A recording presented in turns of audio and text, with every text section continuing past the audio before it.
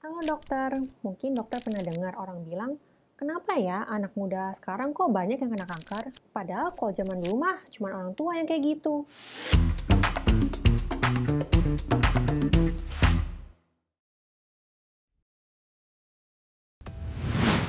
Nah, ini menarik ya, soalnya selama 10 tahun terakhir nih, ada penurunan insiden kanker kolorektal buat orang yang berumur di atas 50 tahun.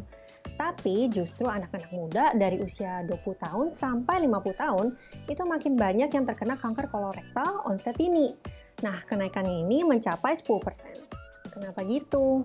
Nah, yang pertama-tama dokter perlu ingat kalau kanker kolorektal itu bisa muncul secara klaster keluarga dan sindrom bawaan. Tapi 70% kasus kanker kolorektal itu actually muncul secara sporadis loh. Nah, rata-rata kanker kolorektal yang muncul secara sporadis itu banyakkan terjadi pada orang dengan usia 50 tahun ke atas.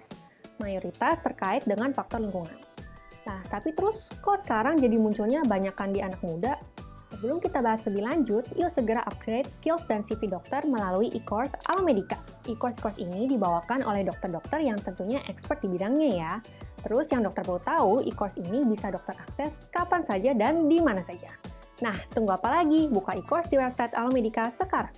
Nah, kanker kolorektal itu berkaitan dengan predisposisi, defek genetik, faktor lingkungan, dan gaya hidup. Yuk kita bahas satu-satu. Kalau di keluarga itu ada faktor genetik atau inherited syndrome seperti familial adenomatous polyposis dan sindrom Lynch. Itu bisa ningkatin resiko terjadinya kanker kolorektal onset dini. Buat sindrom Lynch, adanya mutasi gen itu bisa ningkatin resiko kena kanker hingga 80%. Nah, kalau familial adenomatous polyposis bahkan bisa ningkatin resiko kanker kolorektal sampai 100% loh, kalau nggak ditangani dengan baik. Terus, faktor lingkungan. Nah, mungkin banyak orang yang udah tahu ya kalau paparan polusi, zat toksik, atau radiasi itu meningkatkan resiko kanker kolorektal dini. Nggak cuma itu, kesenjangan sosioekonomi dan kesehatan juga berpengaruh. Soalnya, keterbatasan ini menentukan pilihan asupan makan dan juga akses ke pelayanan kesehatan. Hal ini juga yang mungkin menyebabkan orang-orang itu menunda pemeriksaan medis sehingga berujung pada penanganan yang tertunda. Nah, gaya hidup juga ngaruh banget ya, apalagi obesitas dan kebiasaan diet. Beberapa penelitian juga menunjukkan adanya hubungan signifikan antara indeks massa tubuh yang lebih tinggi dan peningkatan berat badan masa dewasa dengan resiko kanker kolorektal onset dini. Hubungannya dari mana? Jadi, pada kondisi-kondisi ini terjadi inflamasi kronis, sindrom metabolik, dan resistensi insulin yang memicu kanker. Kok bisa? Jadi, obesitas itu mengubah komposisi bakteri usus. Nah, perubahan komposisi bakteri ini menyebabkan tingginya molekul-molekul penyebab inflamasi dan juga mempengaruhi intestinal gut. Gak seimbangnya si bakteri-bakteri usus ini juga merubah epigenetik dan merusak DNA. Ya, terjadi deh proses karsinogenesis. Kebiasaan diet yang kurang baik juga berhubungan dengan peningkatan resiko kanker kolorektal di usia muda. Diet yang seperti apa? Diet di mana konsumsi daging merah tinggi, minuman manis, sedikit sayur, dan buah.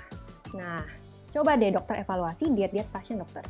Padahal diet tinggi serat itu bermanfaat pada mikrobiota usus dan menurunkan senyawa-senyawa proinflamasi. Nah, ngerokok dan konsumsi alkohol juga merupakan faktor resiko yang signifikan dalam munculnya kanker kolorektal di usia muda. Selain faktor genetik, gaya hidup, dan lingkungan, faktor lain seperti riwayat kanker kolorektal dalam keluarga atau adanya gangguan saluran cerna seperti Crohn's disease dan kolitis ulceratif juga ikut meningkatkan insiden kanker usus besar ini.